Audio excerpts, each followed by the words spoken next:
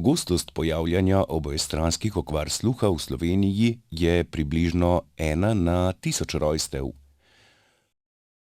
Pri otrocih in odraslih lahko okvara sluha nastane tudi zaradi bolezni, na primer meningitisa, okužbe s citomegalovirusom ali zaradi različnih poškodb.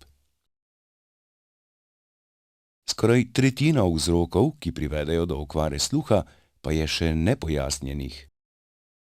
Verjetno so pa kombinacija nekih splošnih internističnih obolenj, najhujša je kombinacija sladkorne bolezni, povišanega krvnega tlaka in pa povečane vrednosti maščob v krvi. To je kombinacija, ki v nekaj letih skoraj vedno povzroča napredujočo izgubo sluha. Najpogostejši vzrok gluhote, ki je poglaviten pri polovici populacije z okvaro sluha, pa je genski. Okvara sluha se lahko pokaže takoj ob rojstvu, lahko pa se pojavi pozneje, v mlajši odrasli dobi. Mi imamo za vsako lastnost 2 kopiji istega gena. Eno kopijo podedujemo od mame, drugo kopijo od očeta. In pri recesivnih boleznih ali pa stanjih morata biti prisotni spremembi na obeh kopijah gena, da se ta znak ali pa bolezen tudi izrazi.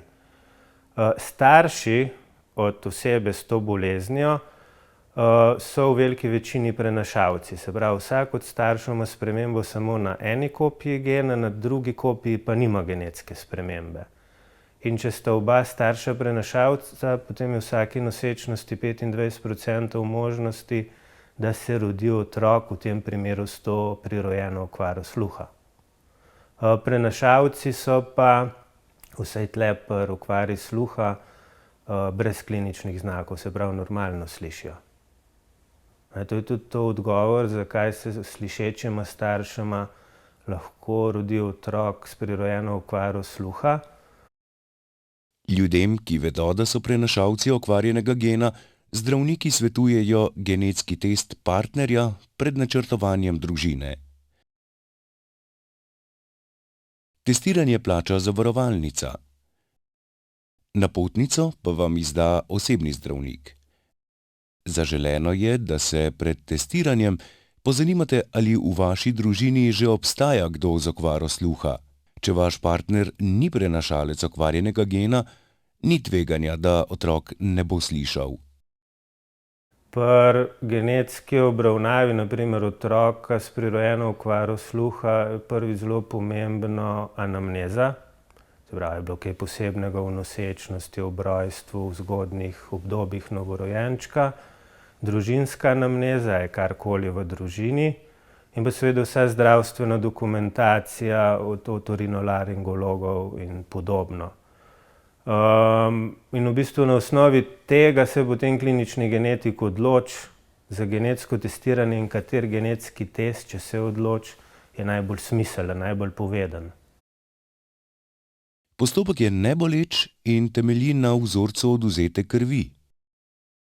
Genetska terapija za zdaj ni mogoča. Če starši vedo, da so prenašalci in ne želijo, da se rodi otrok z okvaro sluha, imajo na voljo 2 možnosti. Ena možnost, ki je bila v bistvu edina pred leti na voljo, je prenatalna diagnostika. Se pravi, da se v sami nosečnosti pogleda, kaj je plod podedoval. In da se v primeru, če je plod od obeh staršev podedoval, se starši lahko načeloma odločijo za prekinitev nosečnosti. Ampak to je lahko etično precej za marsikoga sporno. Druga možnost je pa predimplantacijska genetska diagnostika, kjer grejo starši v postopek umetne oploditve in preden se zarodek prenese v maternico, se na zarodkih opravi genetski test in se pač prenese tistega, ki nima okvare na obeh kopijah gena. Ljudem, ki se rodijo z okvaro sluha, pa lahko medicina že precej pomaga. Izbira medicinskega pripomočka je odvisna od vrste okvare sluha. Če nam polžek dobro dela, pa ta prevodni mehanizem ne dela dobro, se odločimo za vibratorne slušne aparate. Se pravi, aparate ali vsadke. Skratka, pripomoček, ki spremeni zvok v mehanske vibratorne dražljaje, ki se potem preko različnih mehanizmov ali samo ležijo na kosti, ali so vsajeni v kost, ali vibrirajo slušne koščice, prenašajo to še vedno na tekočino notranjega ušesa. Se pravi, notranji uho deluje in te vibracije, to gibanje tekočine spremeni v elektriko. Če pa imamo okvaro na zaznavnem delu, se pravi, polžek ni sposoben spreminjati mehanske energije v elektriko, moramo pa nadomestiti ta del. Se pravi, vsadimo pripomoček, ki bo sam spremenil zunanje zvoke že kar v elektriko. Se pravi, sem sota pa polžev vsadek in pa vsadek v možgansko deblo.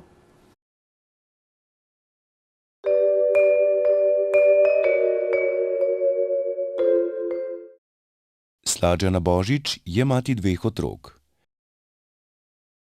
Uroš se je rodil povsem zdrav. Ob rojstvu drugega otroka pa je sledil šok. Anja se je rodila gluha. V momentu, ko spoznaš oziroma se soočiš s tako resnico, seveda poiščeš pomoč pri svojih najbližjih, ki ti stojijo v oporo, kajti jaz nisem bila nikoli v stiku z gluho osebo, nisem poznala nobenega, ki ne bi slišal oziroma ki bi imel polžev vsadek. Bila sem dejansko prestrašena, nisem vedela, kaj me čaka. Ure, ko je bila ona na operaciji, so bile ene najdaljših trenutkov v mojem življenju, kajti razmišljala sem, ali bo uspešna operacija, kako jo bo prenesla. Ko je Anja prvič zaslišala zvok in odreagirala, to se ne da opisati. To je eden najbolj srečnih trenutkov starša, ki ima gluhega otroka, da vidiš, da te sliši, čeprav ne razumeš na začetku, kaj mu želiš povedati, ampak da odreagira, kar prej ni. Seveda me je Anja kdaj vprašala, kako da ne sliši, zakaj se je rodila gluha. Iskreno sem ji povedala, da sem bila tudi jaz presenečena ob tem, ko sem zvedela, da je gluha in da s tem ni nič narobe, da bo ona čisto normalno funkcionirala v svetu slišečih, da bo aparat imela cel življenje. Anja je en primer dobre prakse, kjer smo se strokovni kader, ki je bil okrog nje, od zdravnikov, defektologov, učiteljev na šoli, Anja sama in mi starši res dobro povezali. Starši smo upoštevali navodila, ki so nam bila dana in ki so nam še vedno dana, da bi ji pomagali in da bi bila ona dejansko tako uspešna, kot tudi je. Gluhota bo vedno del naše družbe. Vendar je samo vprašanje časa, kdaj bo znanost toliko napredovala, da bo gluhota povsem ozdravljiva. Ob tem dejstvu pa so še vedno ljudje, ki raje izberejo tišino. To je njihova pravica in jo moramo spoštovati.